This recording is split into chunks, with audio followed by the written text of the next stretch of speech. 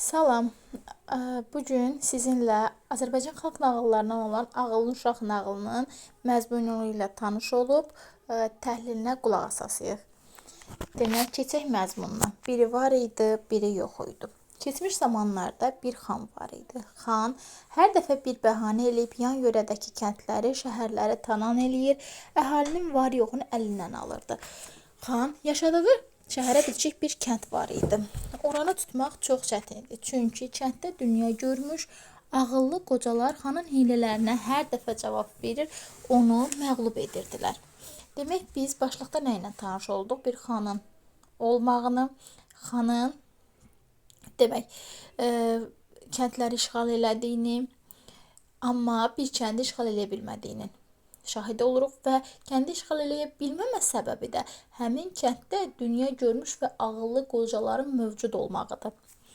Keçək davamına. Günlərin birində xan öz adamlarını başına yığıb həmin kəndi tutmaq üçün tədbir istədi. Xanın baş məsləhətçisi dedi. Bu hissəyə diqqət yetirin, çünki çaşdırmaq üçün məsələn sağollaşıq xanın vəziri dedi. Amma burada vəzir söhbəti yoxdur. Yəni biz burada görürük ki, xana məsləhət verən onun baş məsləhətçisidir. Nə qədər ki, həmin kənddə ağıllı, dünya görmüş adamlar var, onları tutmaq çətin olacaq. Yaxşısı odur ki, əvvəlcə onları bəhanə ilə aradan götürək, sonrası asandır.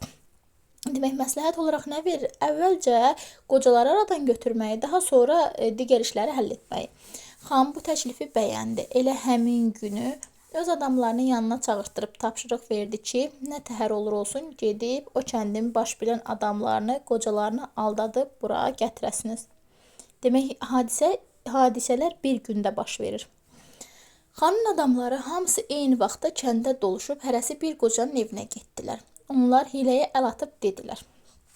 Demək, xanın özü də hiləgərdir. Biz burada görürük ki, xanın adamları da hiləgərdir. Bizim xanımızın bir məsələdə bərk çətinliyi düşüb. O, ümidini sizə bağlayıb kömək istəyir. Deyir ki, bircə günlüyə mənə məsləhət vermək üçün yanıma gəlsinlər.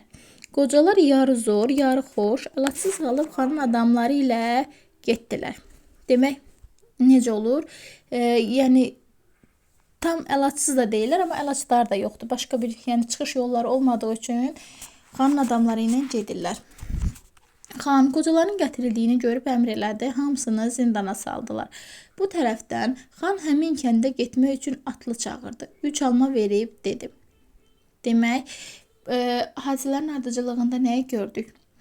Birincisi, xan bir kəndi işğal eləyə bilmirdi. Sonra baş məsləhətçidən məsləhət aldı. Elə həmin gün qocaları saraya aparıb zindana saldı və ardınca 3 alma ilə öz atlılarını kəndə göndərdiyini görürük. Bu hissəyə diqqət yetirik. Birinci almalarla sınağa çəkilir kənd. Demək, bu tərəfdən xanın həmin kəndə getmək üçün atlı çağırdı, 3 alma verib dedi. Bu almaların biri 1 illik, o biri 2 illik, üçüncüsü isə 3 illikdir. Almaları apararsan həmin kəndə. Cəmaatı meydana yığıb deyərsən ki, xan əmr eləyib ki, bunların neçə illik olduğunu tapsınlar. Onlara 3 gün vaxt verirəm. Tapa bilməsələr, onda kəndi talan edəcəyəm. Əgər bu sirri tapan olsa, həmin adam yanıma mənim xoşladığım heyvanla gəlməlidir. Həm də o elə adam olmalıdır ki, boyca məndən hündür olsun. Bax, diqqət yetirin. Demək, birinci almalardır. Sonra ikinci deyil mənim xoşladığım heyvan. Üçüncü şərti nədir? Üçüncü şərti də boyca xandan hündür olmalıdır.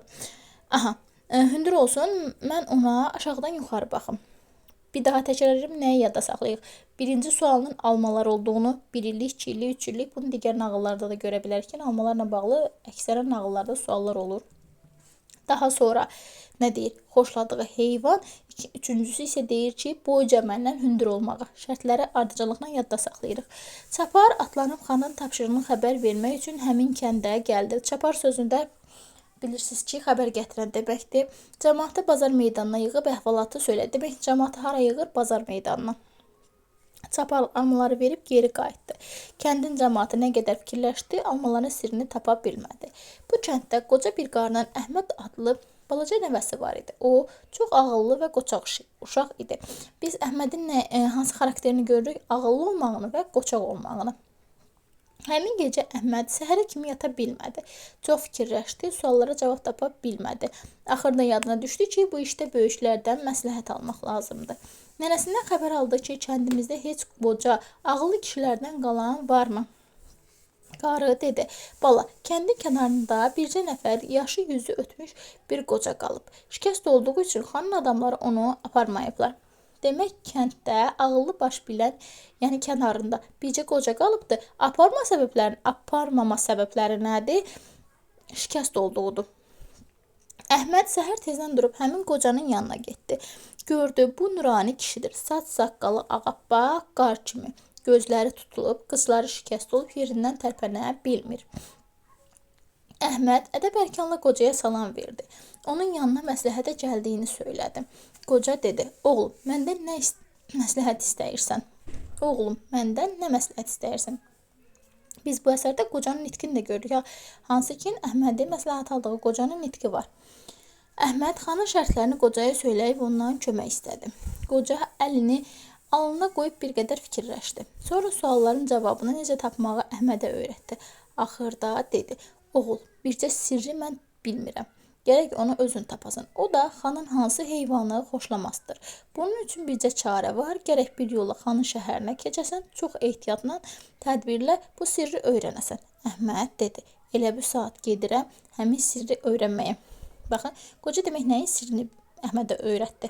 Almaların sirrini və xanın yanına hansı heyvanın üstündə getməlidir. Yəni biz əsərin digər davamında görəsi üçün Əhməd dəvənin üstündə gedir xanın yanında və xandan hündür olur. Yəni xandan boyunca necə hündür olmağını qoca öyrədir. Amma hansı heyvanı xoşladığını bilmir. Çünki nəyə görə? Axı özü dediyi üçün qoca şikəstdir, həm də gözləri görmür deyə o heç yerə tərpənə bilmir. Yəni məlum məsələ, əgər heç bir yerə tərpənə bilmirsənsə, yeni bir şey öyrənmək daha çətindir. Əhməd qocadan çox razı qaldı. Evdən çıxıb getmək istəyəndə həyətdə bir qoca arvadın ocaq qalamaq üçün çör-çöp yığdığını gördü. Bu qocanın bacısı idi. Qocanın bacısından başqa heç kimsəsi yox idi. Əhməd dedi, ay qarı nənə, bu çör-çöpü neynəyirsən? Qarı dedi, oğul, odunumuz qurtarıb, meşəyə gedənimiz yoxdur. Odur ki, çör-çöp yığıram. Bu hissədə nəyə diqqət yetirin? Əsərin gedişatına, yəni təsir eləməyən obraz.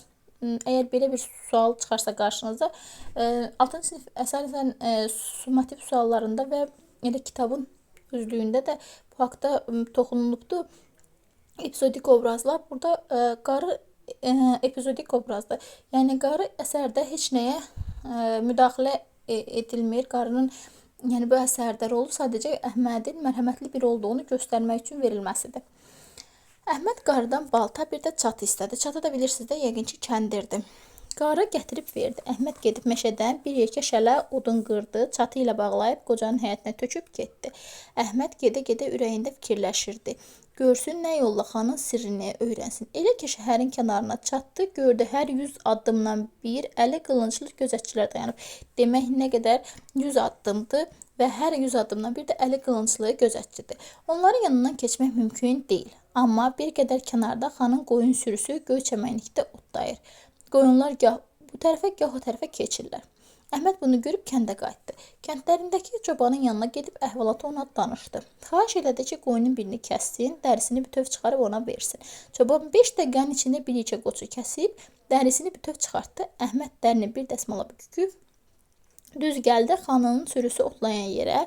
O bir ağacın altında qoyunun dərisinin içinə girib başladı məkləyə sürüyə tərəf getməyə. Cəld özünü verdi qoyunların arasına, gedib bir xeyli aralıda dərdən çıxdı. Dərini qatlayıb bükdü, yenə dəsmala. Əhməd baxıb gördü uzaqda sürünü çobanı göy otun üstündə uzanıb, çoban bayatısı çalır. Yanında da bir keçi var. Demək, burada nəyə diqqət yetirdik? Əhməd birinci köməyi kimdən istəyir? Qocadan, kəndlərindəki qocadan, yaşlı qocadan. İkinci dəfə kömək istəyir kəndlərindəki çobandan. Bax, buna da diqqət yetirdik. Keçinin buynuzları, üst başı par-par parıldayır. Bir qədər yaxına gedib gördü, keçinin buynuzlarını qızla tutublar. Boynuna qızıldan zınqrov taxıblar. Baxın, buynuzları qızla tutulubdur. Boynuna zınqrov taxılıblar. Üstünə tirmədən şal salıblar. Daha nə başınızı ağrıdı? Keçini elə bəzəyiblər ki, adam baxanda məətəl qalır. Əhməd başladı keçiyə baxmağa. Çoban onu görüb dedi: "Ay bala, nə çox baxırsan?" Əhməd dedi: "Ay çoban qardaş, mən belə keçi görməmişəm. Ona görə baxıram." Çoban dedi: "Sən bu şəhərin adamı deyilsən. Bu keçini görməyən adam yoxdur." Əhməd gördü, çoban onu tanısa işlər alınmaz. Odur ki, dedi: "Mən heç yerdən gəlməmişəm. Elə bu şəhərdə oluram. Amma nənəm məni bu vaxta kimi evdən heç yerə buraxmayıb. Odur ki, həmin keçini də görməmişəm." Çoban da dedi: "Bala, indi bil və agah ol ki, bu bizim xanın keçisidir. O uşaqlıqdan keçini çox xoşlayarmış. Həmin keçini xanın əmri ilə belə bəzəyiblər." Demək, keçini necə bəzəmişlər? Qayda o hissəyə buynuzları qızla bəzənmişdi, qızla tutulmuşdu, boyunda zınqrov var idi və üstünə tirmədən şal atmışdılar. Əhməd bu xəbəri eşidəndə sevindiyindən bilmədi neynəsin. Tez qayıtdı geri. Biraz çobandan aralanandan sonra qoyun dərisini dəsmaldan açıb girdi içinə, özünü vurdu qoyunların arasına, sürünə-sürünə keçib gəldi öz kəndlərinə. Gördü adamlar qalıblar əlləri qoyunlarında, bilmirlər nə eləsinlər. Həmin gün xanın sualına cavab verməsələr kəndləri əldən çıxacaq. Əhməd irəli yeriyib dedi: "Camaat, mənə bir hündür dəvə, bir də bir keçi verin. Gedəcəyim xanın şəhərinə. Onun suallarına cavab verib kəndimizi xatadan qurtaracağam." Əhmədin sözünə hamı gülüşdü. Dedilər: "Bala, yəqin sənin ölümün yetib. Bəs qorxmursan ki, xanın qəzəbinə gələrsən?" Əhməd dedi: "Mən xandan qorxmuram." Adamlar dedilər: "Bala, xan səni görən kim deyəcək ki, yəqin mənə ələ salıblar. Bu kənddə bir adam tapılmadı ki, mənim yanıma uşaq-muşağı göndərdilər." Əhməd dedi: "İstədiyim heyvanları verin, darısı ilə işiniz yoxdur." Cəmaət gördü ki, başqa əlac yoxdur. Bir hündür boylu dəvə tapıb Əhmədi mindirdilər üstünə. Bir keçin də boğazına kəndir bağlayıb uzunu verdilər Əhmədə. Əhməd almaları da götürüb başladı xanın şəhərinə tərəf yol getməyə. Xanın adamları Əhmədi apardılar saraya. Xan Əhmədi görən kimi qəzəbləndi. İstədi onu zindana saldırsın, amma keçini görüb fikirləşdi ki, suallarımın birini tapıblar. Görək o birilərinə necə cavab verəcəklər. Odur ki, dedi: "Bala, mən demişdim ki, yanıma göndərdiyiniz adam məndən hündür olmalıdır. Mən gərək onunla danışanda aşağıdan yuxarı baxım. Bəs buna niyə əməl eləmədiniz?" Əhməd dedi: "Xan sağ olsun, məgər görmürsünüz ki, mən dəvənin üstündə sizdən çox hündürdəyəm? Özü də aşağıdan yuxarıya mənə baxıb danışırsınız. Elə siz deyəndir də." Xan dedi: "Axı sən dəvədən düşsən mənim dizimdən də aşağıda dayanarsan." Əhməd dedi: "Mən niyə dəvədən düşürəm ki, səndən də aşağıda duram?" Xan gördü, uşaq hazır cavabdır. Odur ki, dedi: "Bala, de almaların sirrini de görək." Əhməd dedi: "Xan sağ olsun, sizin şərtiniz olan kimi mənim də şərtim var. Əmr eləyin cəmaatı yığsınlar şəhər meydanına. Orada almaların sirrini açıb deyim." Xan nə qədər elədi ki, buradadır. Oğlan razı olmadı. Xan dedi: "Sən ki belə tərslik eləyirsən, almaların sirrini düz deyə bilməsən, boynunu vurduracağam." Əhməd dedi: "Mən razıyam." Bəli, xan əmr verdi, şəhər meydanında taxt quruldu. Cəmaatın hamısı ora yığışdı. Xan da bir dəstə adamla meydana getdi. Əhməd irəli yeriyib dedi: "Xan sağ olsun, mən sualların cavabını düz tapsam, bizim kəndimizə toxunmamalısan. Bir də zindana saldığın qocalarımızı azad etməlisən. Tapa bilməsəm, nə istəyirsən elə." Xan söz verdi ki, şərtlərlə razıdır. Əhməd bir qab su istədi. O saat gətirdilər. O almaların üçünü də suya saldı. Almaların biri çöktü suyun dibinə. İkincisi qaldı suyun ortasında. Üçüncüsü isə lap suyun üzündə üzdü. Əhməd dedi: "Birincisi bu ilki təzə alma olduğu üçün canı şirəlidir, ağırdır. Odur ki, çöktü qabın dibinə. İkinci alma keçən ilkidir. Bir qədər suyunu çəkib, quruyub deyə suyun ortasında qalıb. Üçüncü alma isə 3 il bundan əvvəlkidir. O tamam suyunu çəkib, yüngülləşib. Ona görə də suyun üzündə üzür." Xanın adamları gördülər Əhməd düz dedi. Odur ki, qaldılar məəttəl. Xan fikrini dəyişmək istədi. Amma gördü ki, onda cəmaatın arasında hörmətdən düşəcək. Əlacı kəsildi, qocaları zindandan azad elədi, kəndə toxunmayacağına söz verdi. Əhməd qocaları da götürüb öz kəndlərinə qayıtdı. Kənd cəmaatı bu şad xəbəri eşidib Əhmədin qabağına çıxdı, ona afərin deyib alqış etdi. Balaca Əhməd öz ağlı, bacarığı və tədbiri ilə kəndi xilas etdi. Göydən 3 alma düşdü, biri nağıl söyləyənin, biri məsləhət verən qocanın, biri də Əhmədin. Burada nəyi görürük? Əhmədin xarakterində olan inadkarlığı görürük. Əgər məsələn o inadkar olmasaydı, yəqin ki, kəndlərini xilas etməyi bacarmazdı. Sonra şahidi oluruq, xan Əhmədi ilk görəndə hansı suala cavab tapdığını, kəndlilərin hansı suala cavab tapdığını bilir, onun hansı heyvanı xoşladığını. Çünki xan ilk Əhmədi görəndə yanında keçi ilə gəldiyini görür. İkinci hansı sualın cavabını Əhməd ona verir, dəvə. İzahımız bu qədər. İnşallah növbəti izahlarda görüşərik.